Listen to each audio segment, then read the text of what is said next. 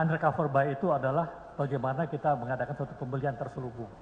Jadi ini adalah suatu teknik yang diizinkan ya kan, oleh undang-undang kita bahwa penyidik itu diizinkan membeli barang itu untuk mengetes sebetulnya. Mengetes. Orang ini punya barang enggak sih? Atau dia hanya bohong? Ya. Kita beli dulu 1 gram. Oke. Mungkin besok kita coba. Saya mau beli 10 gram ada nggak? Ternyata masih ada. Besok kita coba lagi. Saya mau beli 1 kilo. Barang ada. Nah sekarang bergantung penyidik. Mau ditangkap setelah barang bukti berapa kilo? Karena mereka juga bisa. Kalau mereka merasa dirinya sudah tercium oleh polisi, mereka hentikan itu pembelian. Oke. Jadi makanya undercover buy ini suatu pekerjaan yang sangat rumit dan memerlukan keahlian yang sangat khusus. Tidak boleh dilakukan oleh orang-orang yang tidak terlatih. Semua harus dilakukan orang-orang yang terlatih. Oke. Dan mempunyai basic mengenai narkotika. Nah, tujuannya ke Surabaya, Pak. Yang penerimaan alamatnya jelas. Nah, ini namanya control delivery. Barang ini dikontrol sampai di tempat tujuan, orang yang ngambil ada, tangkap. Ini namanya control delivery. Itu kalau boleh saya ambil simpul sedikit,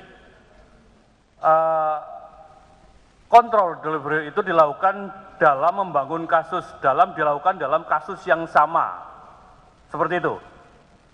Artinya Ya. dalam jaringan kasus rangkaian yang sama. Ya, kasusnya sudah jelas, barang narkotikanya jelas gitu. Kalau barang narkotikanya belum jelas kan kita kontrol apa yang mau kita kontrol gitu. Jadi kontrol delivery ini maksudnya sudah jelas barangnya, kita bisa mengikuti, yaitu yang saya tadi cerita, kita pernah melalui 5 negara dan semua berhasil. Termasuk waktu sampai di Amsterdam, kita udah ingatkan, jangan ditangkap oleh polisi lapangan terbang. Biar barang ini mengalir dulu sampai di mana. Dari lapangan terbang ternyata barang ini bukan di kota Amsterdam, tapi ke kota kecil di luar Belanda. Dan kita tangkap, sehingga dengan control delivery ini tujuannya apa? Untuk menggulung. Jadi kita melihat back kembali siapa-siapa saja yang terlibat. Ya. Di Dalam Amsterdam, kasus itu di maksud Bangkok, di Jakarta, kita bisa nangkap semua. Itu yang digunakan. Mengapa teknik ini dipakai untuk control delivery? Ya, baik, ahli, bisa saya terima. Selanjutnya, mungkin ahli bisa disampaikan di persidangan yang mulia ini, ada istilah penjebakan. Apakah ini sama dengan control delivery?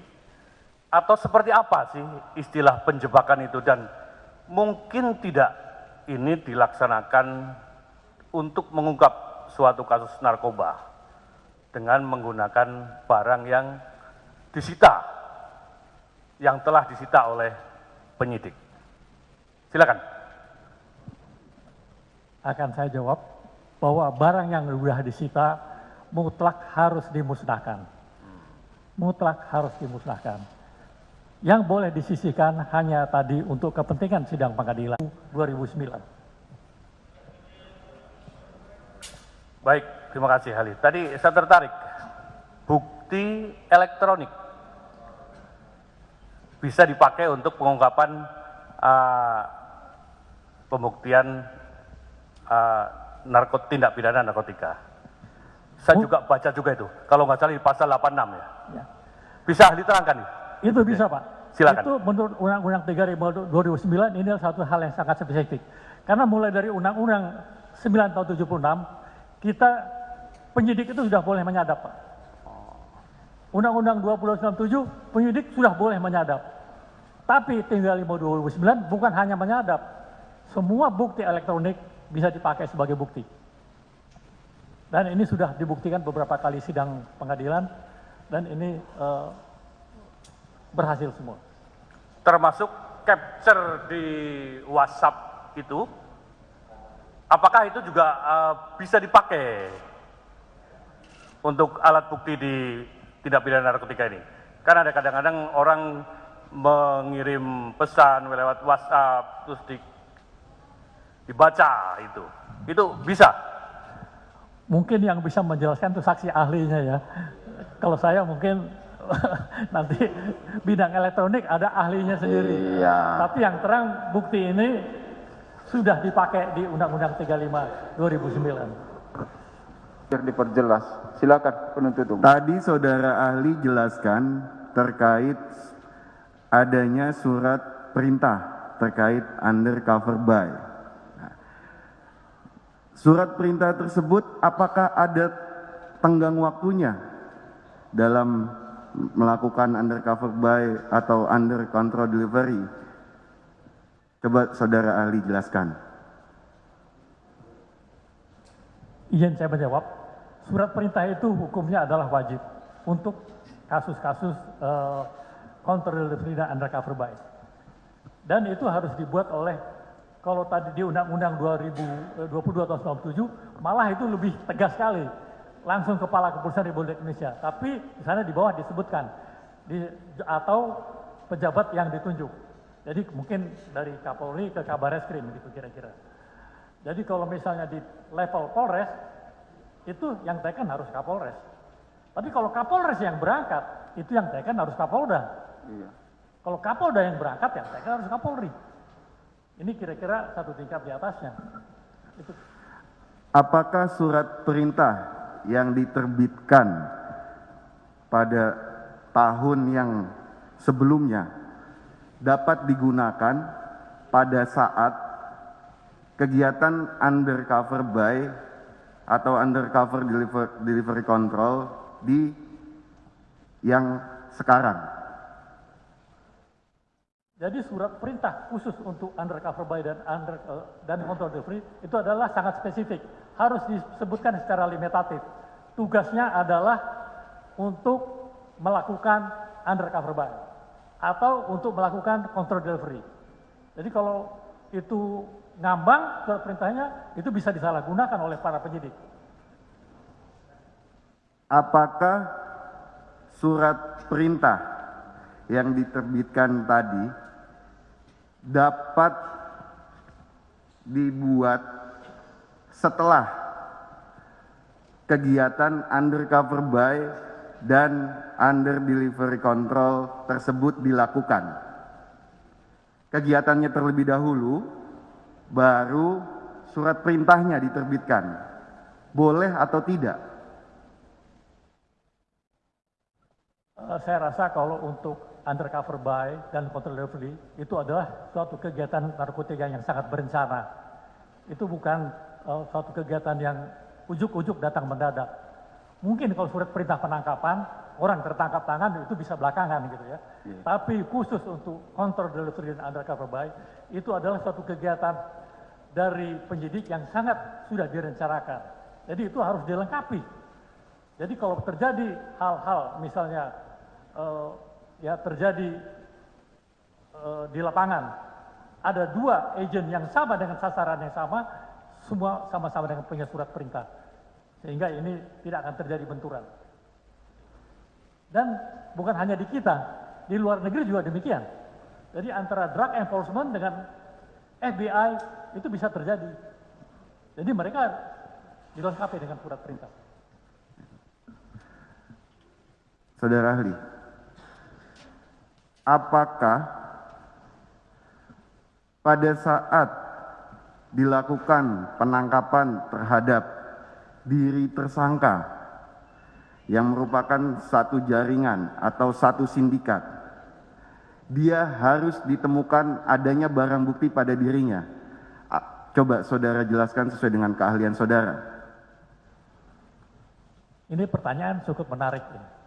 Bahwa setiap penangkapan narkotika itu harus barang bukti pada dirinya. Saya ulangi, bahwa untuk bandar-bandar besar, kebetulan saya dinas di Meksiko Pak, jadi di sana kartel-kartelnya Sinaloa segala bentuk besar. Jadi yang namanya bandar itu tidak pernah barang bukti ada padanya, dan tidak pernah kalau dites urinnya positif, tidak akan pernah. Bandar itu bergerak di balik layar semua. Jadi itu jangan merupakan satu patokan bahwa orang harus ditangkap barang bukti padanya, nggak perlu. Yang penting itu tadi, bukti elektroniknya mendukung nggak? Bukti jaringan, apa email, apa telepon, apa segala macam itu bisa diketahui. Oh, semua titiknya ke sini nih. Itu yang sehingga bisa akan terjadi. Apakah, ini baik lagi ke surat perintah. Surat perintah tersebut tadi saudara ahli sampaikan bahwasanya sifatnya limitatif. Apakah misalkan seorang Kapolres diberikan surat perintah itu mencakup di wilayah dia menjabat saja atau dia dapat melakukan undercover buy atau undercover delivery control di wilayah lain. Nah, coba saudara jelaskan. Jadi dalam keadaan mendesak mungkin bisa saja apakah Polres itu masuk ke daerah hukum di Polres lain, bisa terjadi. Tapi secara etis harusnya dia melaporkan kepada Kapolres setempat. Saya ada tugas surat perintah, saya mohon bantuan anggota. Malah bisa dibantu oleh anggota yang ini. Kalau dia bergerak sendiri atau ditangkap lagi oleh yang Polres lokal, ini kan jadi masalah gitu. Jadi ini ada etika-etika juga di dalam organisasi ya, yang harus dilakukan oleh kesatuan-kesatuan kita. Ya. Tapi biasanya kalau ada surat perintah dari satu Kapolda masuk ke Polda lain, Kapolda akan telepon juga. Kami mengirim anggota sekian orang untuk melakukan penangkapan. Mohon dibantu. Karena penangkapan di daerah tertentu juga kadang-kadang bukan satu hal yang mudah. Dan mengirim anggota dari daerah kita sendiri juga jumlahnya terbatas. Jadi kita bisa memanfaatkan anggota dari daerah di mana yang kita akan lakukan penangkapan. Demikian. Kembali lagi ke surat perintah. Apakah dimungkinkan dalam suatu surat perintah hanya berisikan satu orang saja? Nama yang diperintahkan dalam surat perintah tersebut. Hanya satu orang maksudnya? Iya. Itu biasanya satu hal yang tidak lazim. Karena perintah itu biasanya minimal 2 orang. Jadi kalau kembali kepada ya teori police administration ya dari buku kepolisian ternama, polisi itu minimal patroli saja tidak boleh 1 orang. Kalau dibunuh siapa yang bantu lagi gitu. Apalagi narkotika. Narkotika ini satu hal yang sangat-sangat risiko tinggi. Jadi biasanya surat perintah itu pasti lebih dari 2, mungkin 3, mungkin 4, mungkin 5. Apakah suara saya cukup jelas? Jelas, sekarang baik. jelas. Apakah ahli mengetahui apa itu istilah cepu di dalam dunia pemberantasan tindak pidana narkotika? Jadi cepu itu sebetulnya kalau di kita itu bahasa pasarannya Pak, bahasa Betawi Pak. Bahasa kerennya tetap adalah informan Pak.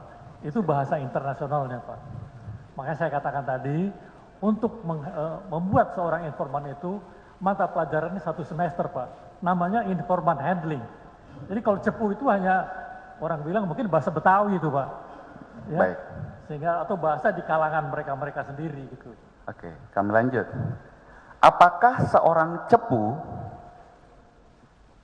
namanya dapat dimasukkan ke dalam surat perintah operasi pemberantasan narkotika? Kalau misalnya orang ini adalah orang yang sudah sangat dipercaya oleh penyidik dan sudah melalui test case beberapa kali kasus, bisa saja Pak. Bisa saja. Apakah seorang cepu dapat melakukan pembelian secara terselubung dalam melakukan pengungkapan peredaran narkotika? Itu juga bisa terjadi, itu yang disebut dengan undercover agent Pak. Jadi saya sebutkan tadi, undercover agent itu bisa dilakukan oleh anggota polisi yang tidak dikenal oleh sindikat, atau kita menggunakan undercover agent dari informan. yang juga tidak dikenal oleh sindikat. Oke. Terakhir Pak, pertanyaan saya. Apakah seorang cepu diperbolehkan untuk menjual narkotika? Kalau menjual, saya rasa ini sudah pasti satu hal yang sangat dilarang, Pak.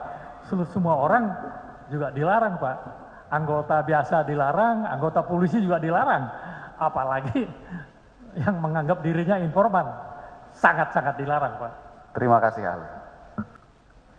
Di dalam undercover buy, pertanyaan saya terhadap undercover ini, apakah barang bukti yaitu narkotika itu penyidik yang menyediakan atau barang atau narkotika itu bisa diambil dari perkara lain? Jadi ini langsung dua ini. Ketika melakukan undercover buy, itu barang buktinya itu penyidik yang menyediakan narkotikanya atau kebalikannya penyidik itu posisinya hanya yang menyediakan uang. Namanya saja sudah undercover buy, Pak. Ya. Jadi penyidik yang harus menyediakan uang. Itu penyidik menyediakan uang. Kalau barang buktinya tadi, penyidik yang menyediakan narkotikanya, bagaimana? Kalau menyediakan barang bukti berarti ya penyidiknya nggak benar itu, Pak. Oh, penyidiknya nggak benar. Jadi nggak benar. Toh nanti kalau misalnya yang dipakai barang bukti, terus dipakai ke orang yang akan kita tangkap, barang bukti yang tertangkap adalah barang bukti kita. Oke, benar. Oke. Terus kembali ke undercover buy tadi. Sebagaimana penjelasan ahli tadi, itu barang bukti itu bisa dilakukan, undercover buy itu bisa dilakukan berkali-kali. Maksud dilakukan berkali-kali itu apa dalam satu peristiwa perkara atau perkara di luar peristiwa yang saya maksud tadi? Yang pertama, jadi saya ulang ya, dalam undercover buy, ahli mengatakan bisa dilakukan berkali-kali. Masuk berkali-kali itu, apakah itu dalam rangkaian satu peristiwa pidana atau bukan, tapi adalah peristiwa pidana lain? Tolong dijelaskan ahli. Saya akan coba jawab bahwa undercover buy itu adalah bagaimana kita mengadakan suatu pembelian terselubung. Jadi ini adalah suatu teknik yang diizinkan, ya kan, oleh undang-undang kita, bahwa penyidik itu diizinkan membeli barang itu untuk mengetes sebetulnya. Mengetes. Orang ini punya barang enggak sih? Atau dia hanya bohong? Ya. Kita beli dulu 1 gram. Oke. Mungkin besok kita coba. Saya mau beli 10 gram ada enggak? Ternyata masih ada. Besok kita coba lagi. Saya mau beli 1 kilo. Barang ada. Nah, sekarang bergantung penyidik. Mau ditangkap setelah barang bukti berapa kilo? Karena mereka juga bisa, kalau mereka merasa dirinya sudah tercium oleh polisi, mereka hentikan itu pembelian. Okay. Jadi makanya undercover buy ini suatu pekerjaan yang sangat rumit dan memerlukan keahlian yang sangat khusus. Tidak boleh dilakukan oleh orang-orang yang tidak terlatih. Semua harus dilakukan orang-orang yang terlatih. Oke. Dan mempunyai basic mengenai narkotika. Oke. Terus terkait kontrol delivery. Tolong saudara ahli jelaskan kontrol delivery yang dimaksud itu, apakah tujuan daripada dikontrol itu untuk menangkap pelaku-pelaku lainnya atau memang mau dijebak? Dalam undang-undang kita penyidik tidak boleh menjebak. Oh, tidak boleh menjebak ya? Penjebakan ini adalah melanggar hak asasi manusia. Jadi kita hanya mencari siapa sih yang punya barang ini, makanya diizinkan dengan kontrol delivery ini. Jadi barang ini sebetulnya kita sudah ada informasi, misalnya pengiriman Bea Cukai sudah kasih informasi, ini ada barang masuk, dan barang ini akan dikirim ke satu tempat di kota Surabaya misalnya. Ya, ini yang perlu kita ikuti, siapa yang menerimanya, dan siapa penerima akhir. Itu yang penting penerima akhir. Itu ditangkap barang bukti dengan penerima. Jadi kita back ke belakang, kita bisa menangkap semua.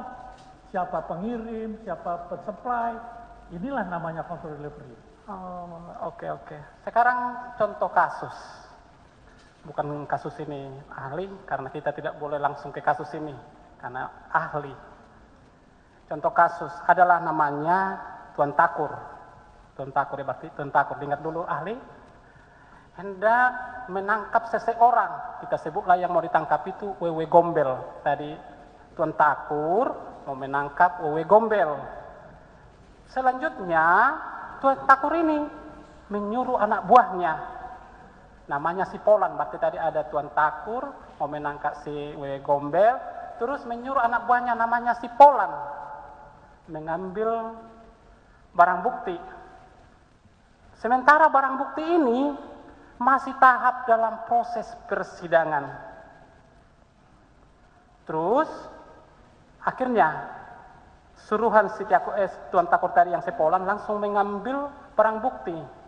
Pertanyaan saya, sebelum pertanyaan, dan terjadilah peristiwa di sini, barang bukti yang disisikan tadi sampailah ke tangan Wewe Gombel. Pertanyaan saya,